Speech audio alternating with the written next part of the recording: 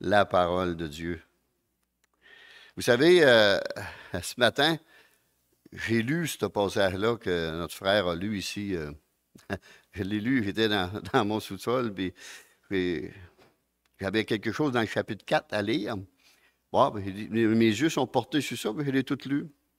Mais, je sais pas, ça arrêtait là. Mais notre frère l'a lu au complet. On voit la direction du Seigneur, hein? Dieu est bon. Alléluia. Comme je disais, on a été à un séminaire, les sciences occultes, c'est très sournois, c'est très présent partout. Et on a eu 3 heures d'enseignement sur cela. Et que ça a été très bon, très bon. Et moi, j'avais préparé ce message-là, déjà, je faisais une secousse. Je l'avais choisi mercredi. Puis c'est ça que le Seigneur me dirigeait là. Puis c'est quasiment un résumé de ce qu'on a eu lorsqu'on a été à Lévis hier. Jésus nous aide à rester fidèles. Amen. C'est le titre du message. On va aller dans Hébreux au chapitre 3. On va lire 2 versets pour le moment. Mais après ça, on va lire les suivants. Alors, on va lire le verset 1 et 2. C'est pourquoi, frères saints, qui avaient part à la vocation céleste, considérez l'apôtre et le souverain sacrificateur de la foi que nous professons. Jésus, qui a été fidèle à celui qui l'a établi, comme le fut Moïse dans toute sa maison. Amen. Seigneur, puisses-tu nous parler au travers de ta parole, nous diriger, nous guider, nous instruire, Seigneur, nous secouer même, nous réveiller même, ô précieux Jésus. Que cette parole puisse nous nourrir et nous faire du bien ce matin, afin de mieux te connaître, de mieux te servir, de mieux t'obéir, Seigneur, de mieux t'aimer encore, ô précieux Jésus. En ton nom, je prie. Amen. Alors, être fidèle, c'est croire tout simplement que Dieu tiendra sa parole. Sa parole. Jésus, comme Moïse, ont retenu fermement jusqu'à la fin leur assurance première. Au verset 12, nous avons une mise en garde contre l'incrédulité. Prenez garde, frères, que quelqu'un de vous n'ait un cœur mauvais et incrédule au point de se détourner du Dieu vivant. S'ils se détournent, c'est parce qu'ils l'ont connu. Et au chapitre 14, il nous est demandé de tenir ferme jusqu'à la fin. L'assurance que nous avions au commencement. Tenir ferme dans cette assurance, dans la foi. Comment Jésus et Moïse se sont-ils révélés fidèles en toutes choses? C'est par le fait qu'ils n'ont jamais douté un seul instant de la parole que le Père céleste leur avait adressée. Jamais le doute a rentré. Jésus et Moïse savaient que Dieu ferait assurément ce qu'il avait promis. Souvenez-vous que Moïse, Dieu parlait avec. C'est le seul. Alors, la fidélité est impossible si elle ne vient pas d'un cœur confiant et convaincu. Il nous est impossible de continuer à chercher Jésus si nous laissons l'incrédulité prendre racine en nos cœurs. Puis ça, c'est l'arme favorite de Satan, l'ennemi, notre âme. De nous faire douter, de nous rendre incrédules. C'est ce qu'il a fait dans le paradis avec les premiers parents. Dieu a-t-il dit? Dieu a-t-il dit? Est-ce vraiment cela? Est-ce vraiment cela? Et le Seigneur, il vient, puis, je veux dire, Satan, il vient, puis il essaye de nous faire douter de cette parole. Il y en a qui prêchent maintenant encore avec la Bible, puis ils disent que ce n'est pas la parole de Dieu. pas drôle, là. Dans un milieu évangélique, s'il vous plaît.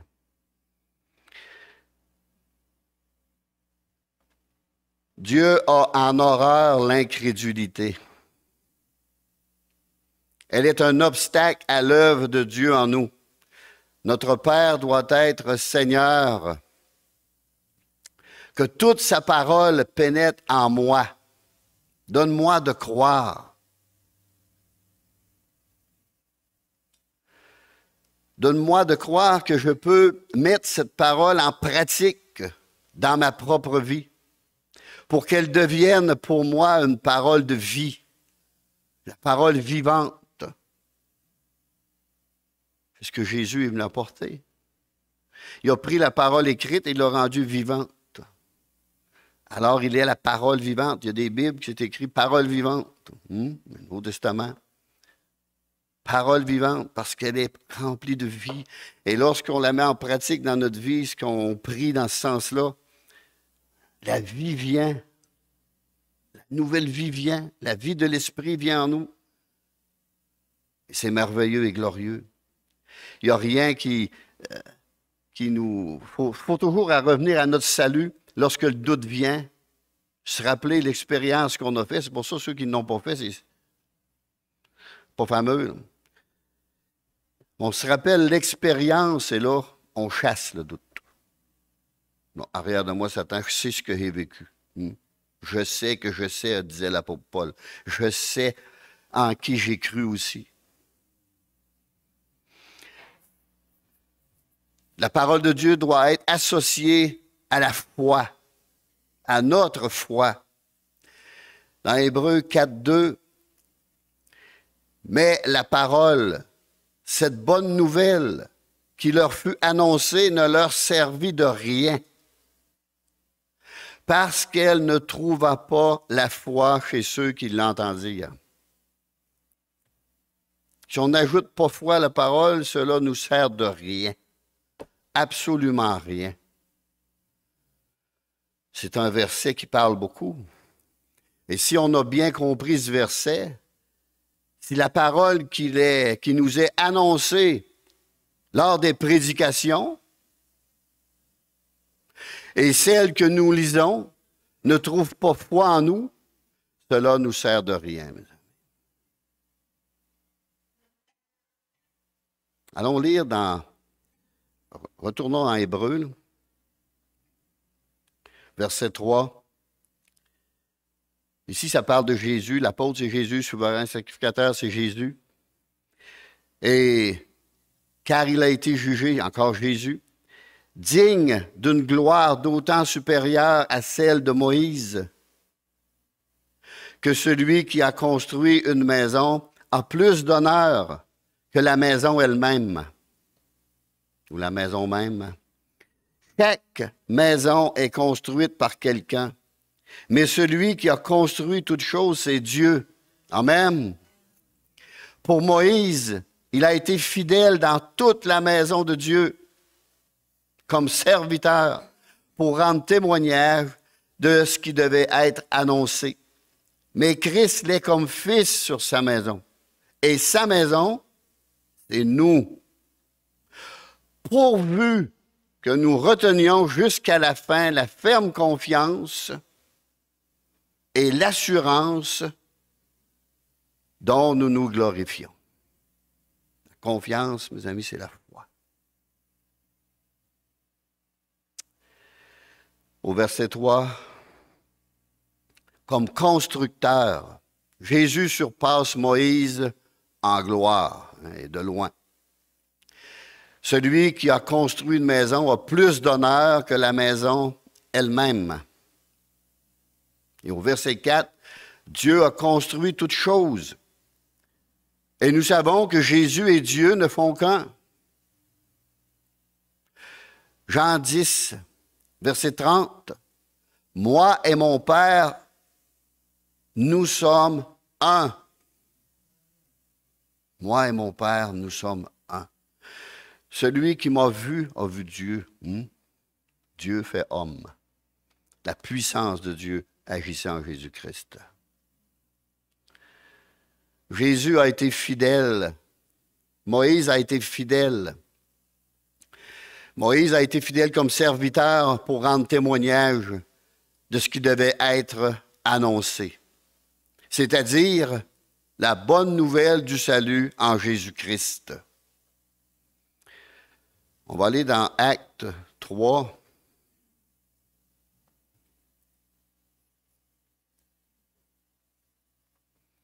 Actes 3, verset 22. Moïse a dit, « Le Seigneur, votre Dieu, vous suscitera d'entre vos frères un prophète comme moi. » Qui parle de la part de Dieu, c'est ça un prophète. « Vous l'écouterez dans tout ce qu'il vous dira. » C'était l'annonce de Jésus, mes amis. L'annonce de Jésus, de sa venue. Dans Jean 5, 46, « Parce qu'il a écrit de moi. » Parce qu'il a écrit de moi. Sur le chemin d'Emmaüs, Jésus commença par Moïse et tous les prophètes. Luc 24, 27, il leur expliqua dans toutes les Écritures ce qui le concernait. Imaginez, les écrits de Moïse, c'est le Pentateuque puis tout, là. Du début à la fin. Tout ce qui le concernait. C'est puissant, c'est grand. Il y a des centaines de prophéties dans cela, mes amis. Des milliers même. Dans Hébreux 3, 6, « Mais Christ est comme fils sur sa maison, et sa maison, c'est nous. » Pourvu que nous retenions jusqu'à la fin la ferme confiance et l'espérance dont nous nous glorifions. Alléluia. Nous nous glorifions en Jésus-Christ, mes amis, en sa parole. Mais Christ fut fidèle sur la maison comme fils. Et sa maison, c'est nous, tous les croyants dans le Seigneur Jésus-Christ.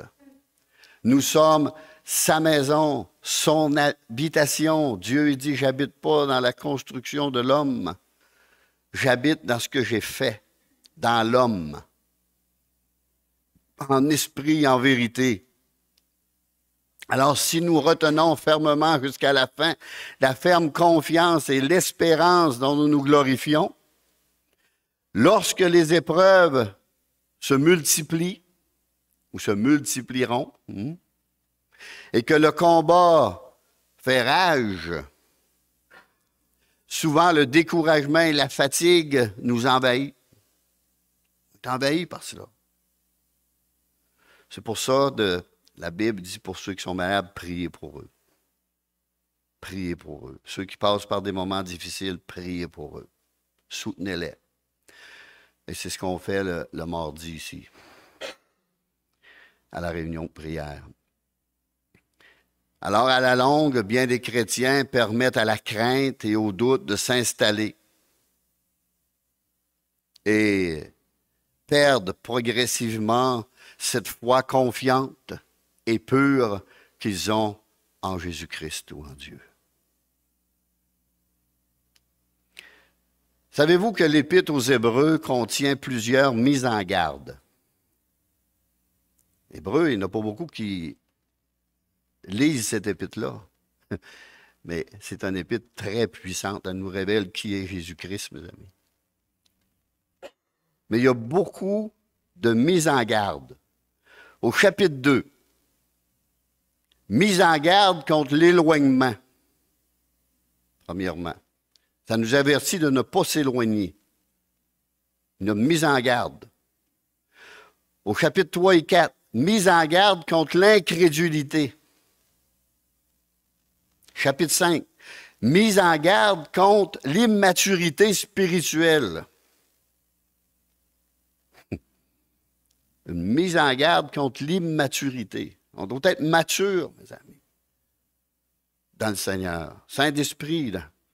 On veut à lire l'Épître aux Corinthiens. Ils étaient immatures et ils ont fait un paquet d'erreurs. Un paquet d'erreurs. Paul a écrit pour redresser tout cela.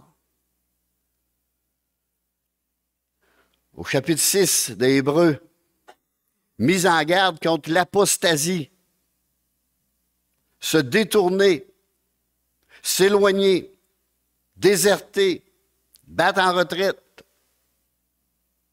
Il y a une mise en garde dans cet épître-là.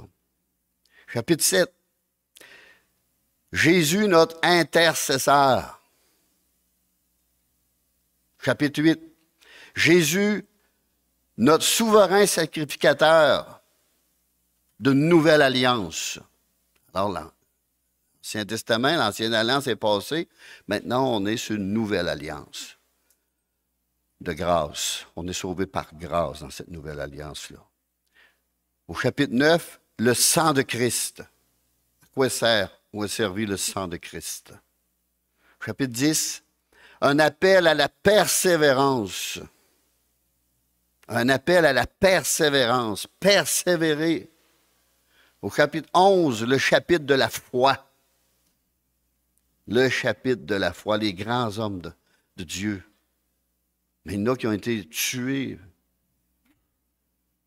décapités, toutes sortes de manières.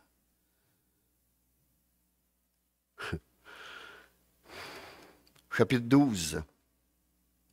Dieu châtie ses fils. Dieu châtie ses enfants. Il les corrige, il les redresse. Il envoie des... Très clair. C'est très clair. Il faut le lire. Il châtie ceux qu'il aime. Et il y a une mise en garde aussi contre le fait de fermer l'oreille lorsque Dieu parle. Encore une mise en garde. Ne ferme pas l'oreille lorsque Dieu te parle. Recherche la sanctification. Chapitre 13. Que le mariage soit honoré de tous. Le lit conjugal exempt de souillure. C'est très riche, Hébreu, mes amis. C'est très riche. Il y a toute la vie chrétienne dans cela.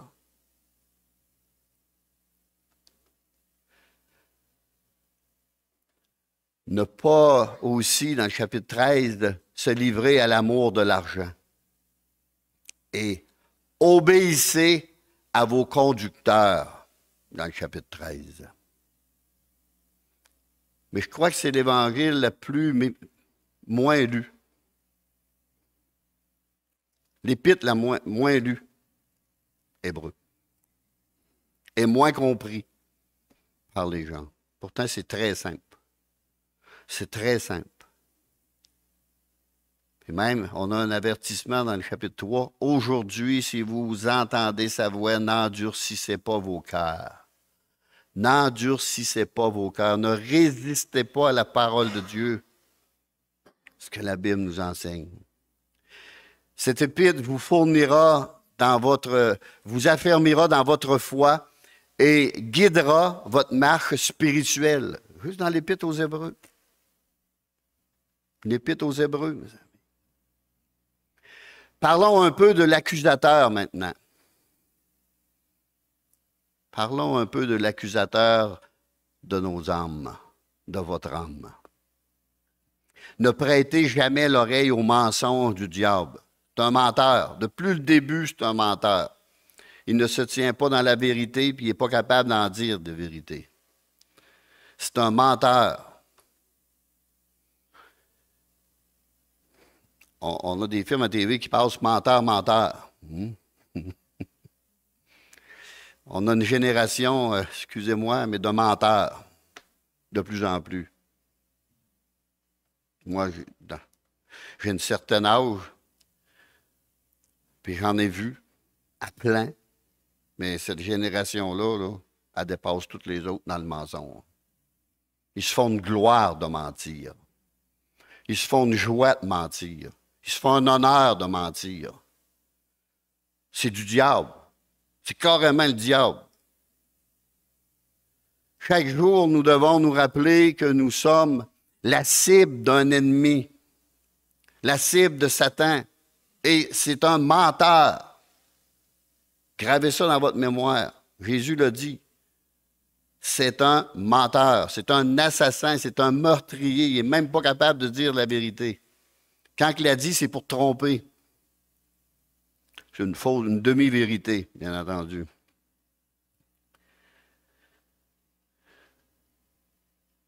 C'est aussi un imposteur, un trompeur, en d'autres mots. Un imposteur, c'est quelqu'un qui vient pour tromper.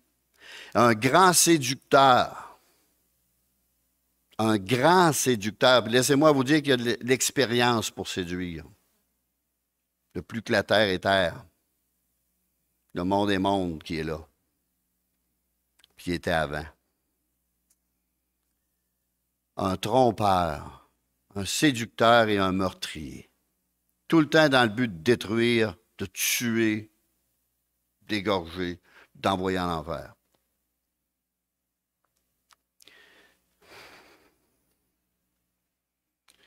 Jésus a dit, il a été meurtrier dès le commencement. Dès le commencement. Caïn choisit de servir le diable et tua son frère Abel. Dans 1 Jean 3, 12, ne ressemblez pas à Caïn qui était du malin et qui tua son frère. Et pourquoi le tua-t-il? Parce que ses œuvres étaient mauvaises et que celles de son frère étaient justes. Parce que celle de son frère représentait le sacrifice parfait et unique qui allait venir un jour, Jésus-Christ, mes amis. Et le sang allait couler à la croix du Calvaire pour nous racheter, nous sauver, nous pardonner, nous libérer. Jésus a dévoilé le père du mensonge, l'instigateur, l'inspirateur, le meneur de toute imposture, de toute tromperie et de toute supercherie, mes amis. C'est pour ça qu'il se cache derrière la religion, il se cache derrière plein de choses. Il se cache derrière le suicide assisté même. Il se cache derrière les mensonges de suicide. Ah, vous allez être heureux, vous allez être en paix, vous allez être en présence de Dieu. Oh. Dieu est contre ça. La parole de Dieu est contre toutes ces choses-là. Mais lui, il se sert de la société parce que c'est le prince de ce monde. Hein? Puis il agit en arrière de chaque chose. C'est son esprit. C'est son esprit qui est dans le monde. C'est pas l'esprit de Christ. On a l'esprit de Christ lorsqu'on devient enfant de Dieu.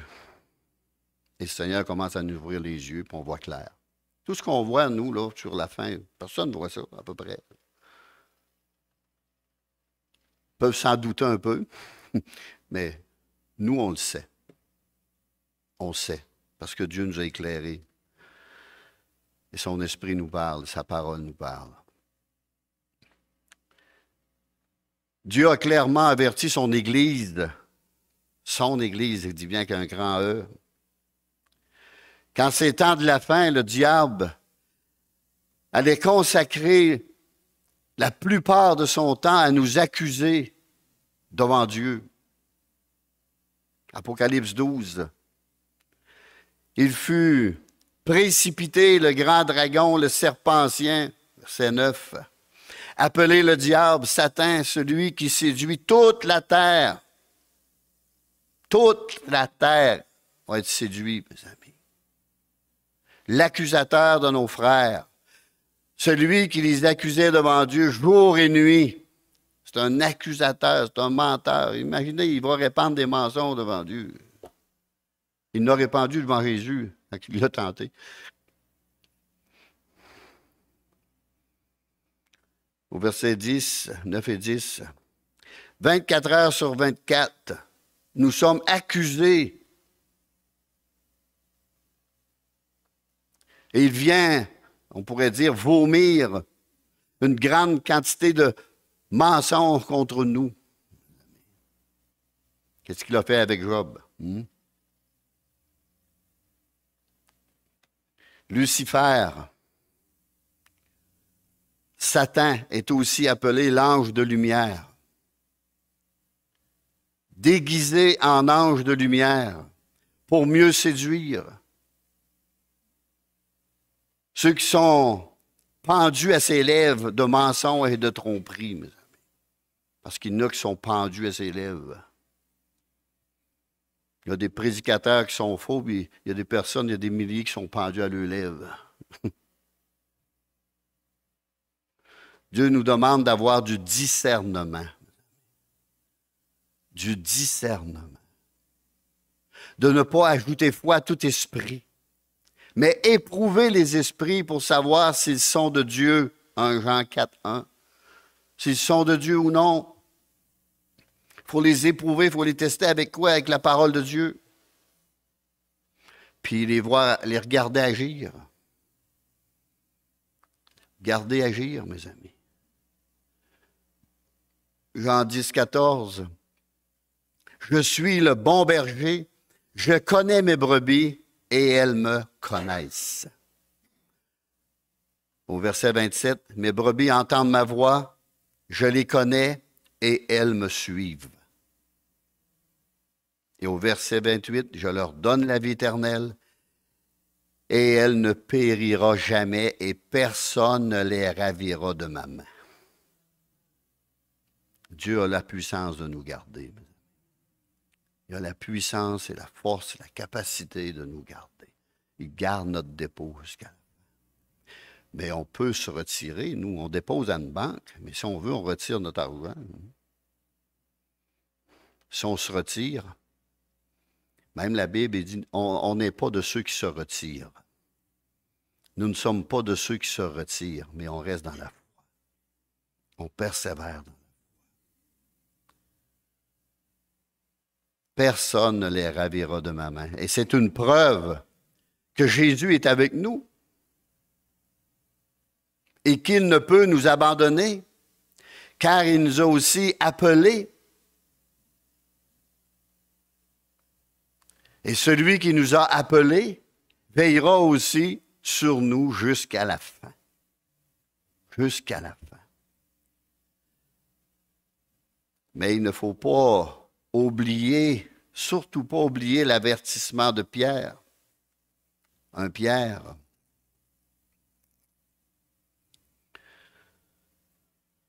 Au chapitre 5, verset 8. Soyez sobres. Veillez. Votre adversaire, le diable, rôde comme un lion rugissant, cherchant qui il dévorera.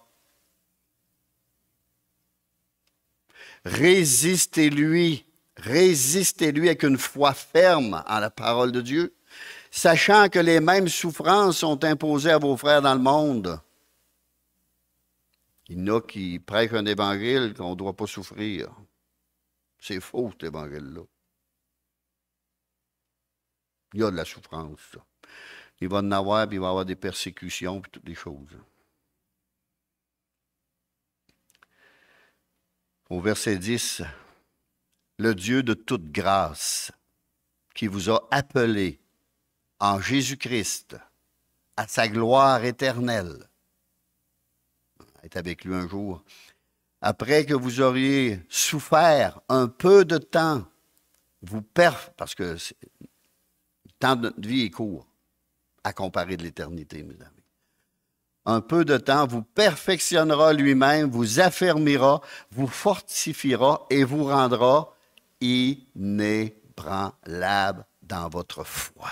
Je le rajoute, là, mais c'est ça que ça veut dire. Il va nous rendre inébranlables. À lui soit la puissance au siècle des siècles.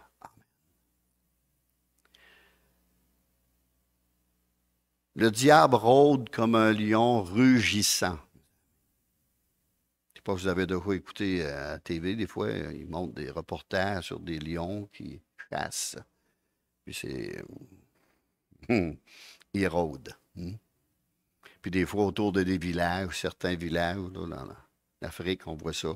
Un lion qui tourne, puis là, les gens, ils paniquent, puis non, il faut le faire fuir, il faut le tuer, il faut l'envoyer. Il ne faut pas le laisser là. C'est pareil dans nos vies, il ne faut pas s'amuser avec. Il ne faut pas essayer de le dompter. Il est indomptable, celui-là. Alors, ce lion rugissant demeure une menace pour les croyants. Il cherche à les détruire spécialement au moyen de la souffrance. Au moyen de la souffrance. Nous ne devons pas nous éloigner de la protection du Seigneur. Amen, mes amis. C'est le Seigneur qui nous protège de lui. Grâce à notre foi dans le sang de Christ, Apocalypse 12, 11, ils l'ont vaincu à cause du sang de l'agneau. Nous devons nous enraciner fermement dans la foi.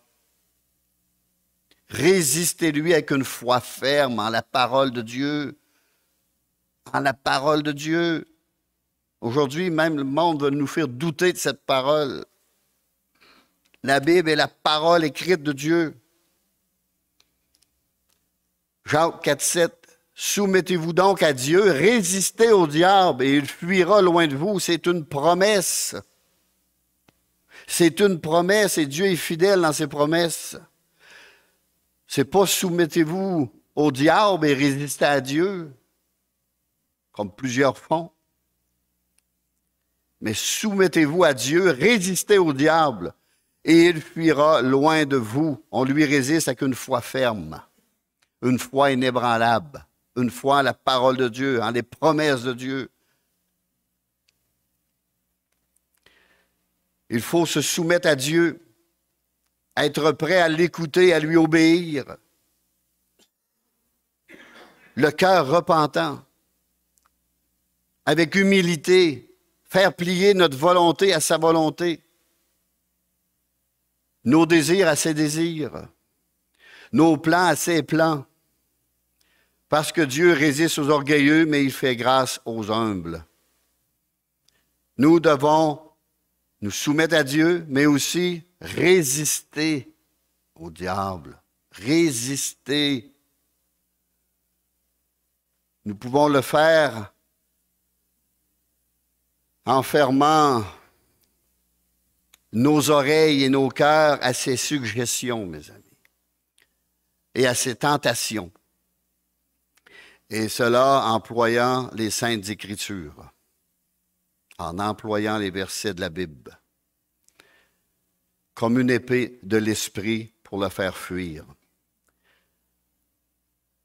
Si nous lui résistons avec une foi ferme dans les Saintes Écritures, il fuira loin de vous. C'est comme un élastique, il va revenir.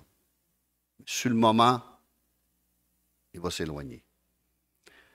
C'est comme avec Jésus quand il a été tenté. Puis Satan s'éloigna, attendant un moment plus favorable encore pour revenir.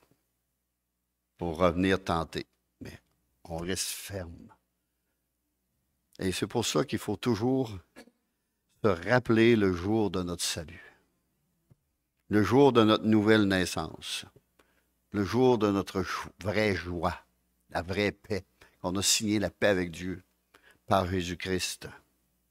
Une paix qui est venue en nous, surnaturelle, qu'on ne connaissait pas dans ce monde-là et qui a donné une joie immense.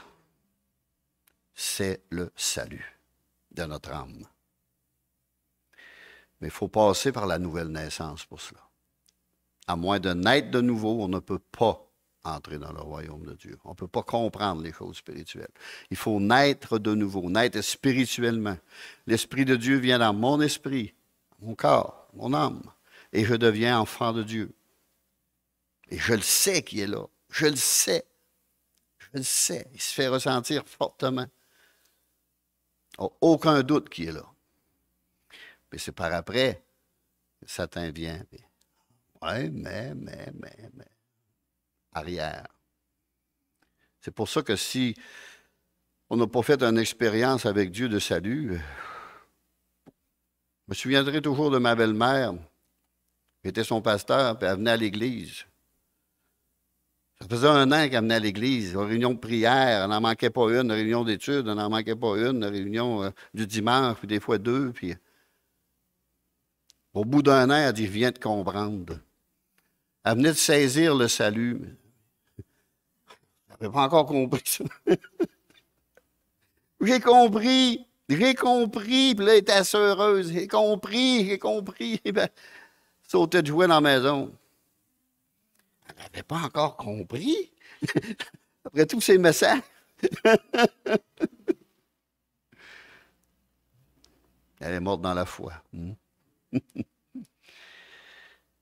Alors, je l'ai déjà dit, je le répète encore, notre foi en Dieu est la cible directe de Satan. Il veut nous faire perdre la foi. Il veut nous faire douter de la parole de Dieu. Car il sait que notre foi est appelée à grandir, à se développer. Et le diable veut la détruire, en partant même si c'est possible. Lorsque nous nous tenons devant Dieu et que nous disons « Je ne veux rien de ce monde. Ce que je veux, c'est Jésus. » Alors, il sait très bien que nous ne nous plaisantons pas. On ne fait pas de farce avec notre salut. Et ce ne sont pas seulement nos paroles seules qui lui indiquent, mais aussi nos actes, nos actions, mes amis. On n'a plus aucune part avec les choses de ce monde. On pourrait comparer ça à l'amour. Hein? C'est comme l'amour. N'aimez pas seulement en parole, mais en acte, en action aussi. Que ce ne soit pas une simple affirmation, mais une façon de vivre. Car l'amour du monde est inimitié contre Dieu. Celui qui veut être ami du monde se rend ennemi de Dieu, puisque la parole de Dieu m'enseigne. C'est avec jalousie que Dieu chérit l'esprit qu'il a fait habiter en chacun de nous.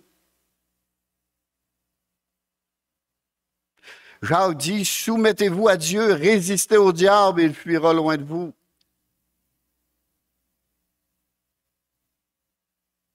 Je le répète, ce n'est pas à la parole de Dieu qu'il faut résister, c'est au diable. Mais c'est plus facile de se soumettre au diable. Approchez-vous de Dieu et il s'approchera de vous.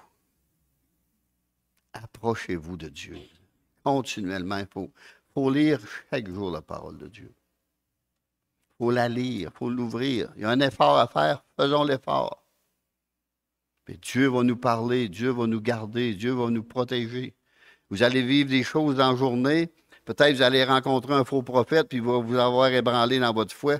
Dans la lecture où vous allez être rendu à lire, Dieu va vous encourager, puis il va vous montrer de qui ça vient. Il aime même le Seigneur.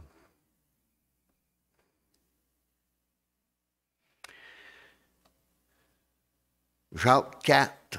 Hein? Vous lirez Jacques 4 à la maison. Le titre de ce chapitre est « Soumettez-vous à Dieu ». Jacques 4. Soumettez-vous à Dieu. Vous voulez grandir dans la foi? On a un verset pour ça dans la Bible. Romains 10, 17. La foi vient de ce qu'on entend et ce qu'on entend vient de la parole de Christ. La parole de Dieu, mes amis. C'est là qu'on grandit dans la foi. La foi vient de ce qu'on entend vient de la parole de Christ. Parce que cette parole devient vivante en nous, mes amis. On commence à être exaucé dans nos prières, dans nos demandes, nos requêtes. Et le Seigneur commence à bénir. Et on voit la réponse. Ah, merci Seigneur. On n'a pas besoin d'aller vers d'autres. Un seul suffit. Jésus-Christ.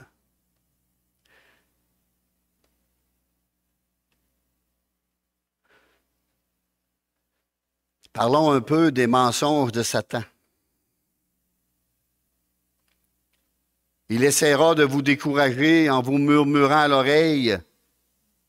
Tu ne fais aucun progrès dans ta vie spirituelle. Tu es toujours dans le même combat. Tu ne fais aucun progrès dans ta marche avec Jésus. Tu restes le même. Tu ne grandis pas. Regarde les autres autour de toi, comme ils grandissent vite. C'est toi qui devrais avoir ce poste. C'est toi qui devrais avoir cette place. C'est toi, toi. Nous ne devons jamais comparer notre croissance spirituelle avec un autre. Puis Satan était très mal placé pour pouvoir nous dire si nous grandissons ou non. Surtout pas lui. Il est trop menteur. Puis en plus, c'est l'ennemi de notre âme. L'ennemi de notre âme. Alors, rejetons cette forme de mensonge, de tromperie et de séduction. Rejetons cela. Je me souviens, quand j'étais plus jeune, j'allais à une église pour les encourager et tout. Puis Satan venait me visiter. Ah, il vient à l'église. Il vient me visiter, puis il dit, c'est toi qui devrais être là. C'est toi. C'est toi qui devrais être à l'arrière de la tribune. Pas eux autres. Tu es bien plus vieux dans le Seigneur qu'eux autres. Puis c'est ci, puis c'est ci, puis c'est ça. Arrière de moi, Satan. Arrière. Je veux rien savoir de ça. C'est lui qui est là. C'est Dieu qui l'a placé là. Puis je vais prier pour lui. Que Dieu le bénisse. Bénisse son message. Mais arrière. Va-t'en. Je veux rien savoir de cela. Mais où avait pris ça? Dans la Bible. À lire ma Bible.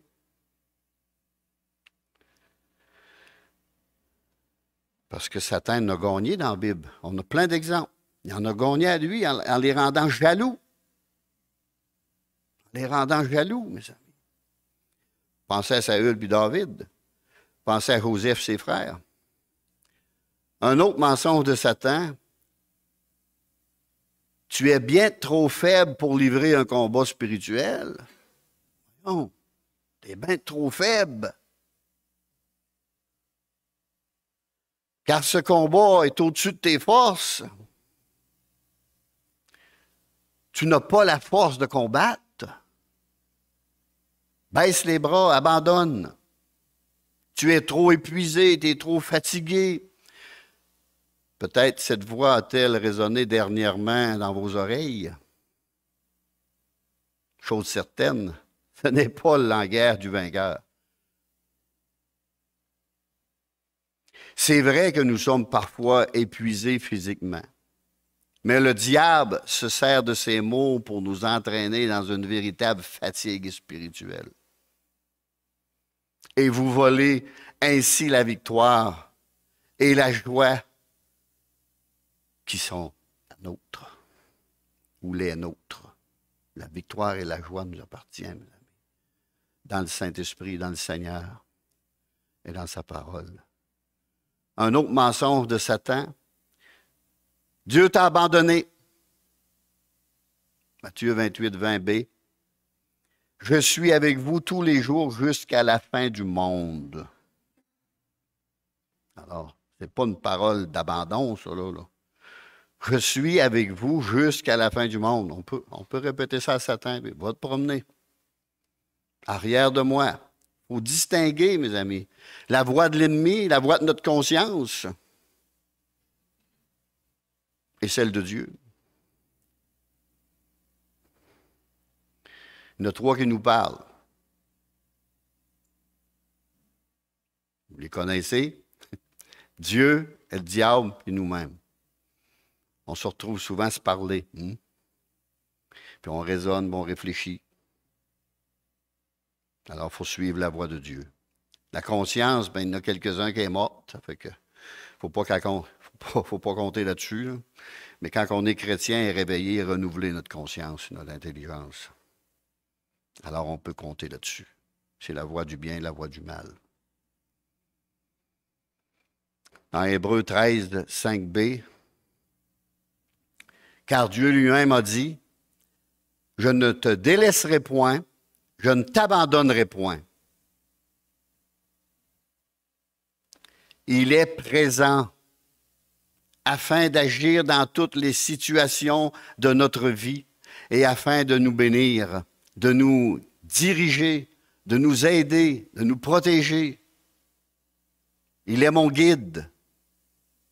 Quelle que soit notre condition, que nous soyons faibles, pauvres, humbles, parfois malades, ou apparemment sans importance, il est avec nous et il veille sur nous. Il est là dans nos combats, dans nos épreuves. Il ne nous abandonne pas. Telle est la réponse du chrétien aux craintes, aux doutes, aux problèmes, aux malheurs et au découragement. Il est avec moi. Il est avec moi. Et pour ceux qui sont sauvés, il est en moi. Nous avons sa présence permanente à nos côtés. Car il a dit, jamais je ne te délaisserai. Et cette parole est aussi pour son Église aujourd'hui. Il est notre secours, notre bien, notre soutien. Sachons bien une chose, Dieu permet que nous soyons corrigés par les épreuves que nous envoie l'ennemi, mes amis. Souvent, c'est pour nous corriger, nous redresser, nous raffermir. Mais lorsqu'il estime que le but est atteint, il ordonne au diable de se retirer, car ce peuple m'appartient. Et ça a été la même chose pour Job. Il y avait un travail à faire dans la vie de Job, il y avait quelque chose, il l'a fait. Il l'a accompli.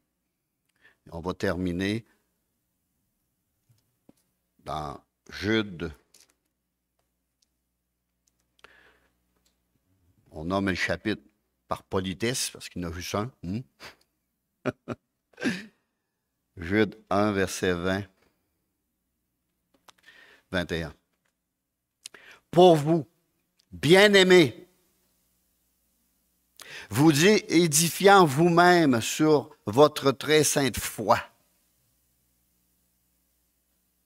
et priant par le Saint-Esprit, maintenez-vous dans l'amour de Dieu en attendant la miséricorde de notre Seigneur Jésus-Christ pour la vie éternelle. Pour la vie éternelle. Et là, il y a d'autres enseignements qu'on doit lire, mais pas ce matin. On va terminer. Alléluia. Alors, Jésus, notre aide, nous aide à rester fidèles à lui. Il ne nous abandonne pas, il ne nous abandonnera jamais. Mais même, il faut lui demander, Seigneur, ne m'abandonne pas. Et ne permets pas, Seigneur, que je m'éloigne de toi. Moi, ça doit être une prière. Ne permets même pas que je m'éloigne parce que je m'étais déjà éloigné et je ne voulais pas revivre ça. Fais-moi ce que tu veux. Corrige-moi, punis-moi, fais ce que tu veux, mais ne permets pas. Puis, il ne l'a pas permis. Il m'a gardé jusqu'à ce jour, puis il va me garder encore. Mais j'emporte les marques. J'emporte les marques sur mon corps par toutes sortes de blessures, toutes sortes d'épreuves, toutes sortes de... Et une fois, je voulais m'éloigner de Dieu, puis j'avais dans la tête de m'éloigner, et j'ai eu le pire accident de ma vie, puis le Seigneur dit à cette heure, réfléchis. J'ai été 1 an, les 2 mains enveloppées, presque, pas capable de les utiliser. Si tu veux faire du mal, vas-y, fais-le. Je ne vais pas le faire avec mes mains, les gars, ça c'est sûr. Je peux en penser, mais ça l'a sorti de ma tête vite. Puis le Seigneur, il dit, tu m'avais demandé de te garder, je te garde. Mais à quel prix? Oh, merci Seigneur. Quelquefois, je regarde mon doigt, je bénis Dieu. Souviens-toi d'où j'ai été te chercher. Et ne l'oublie pas jamais. Et c'est la seule chose qu'on ne doit pas oublier, le jour de notre salut, mes amis, qui est si grand, si merveilleux. Parce que la main de Dieu est là, et il est fidèle, et il va le rester, jusqu'à la fin. Alléluia! Alors, un dernier chant.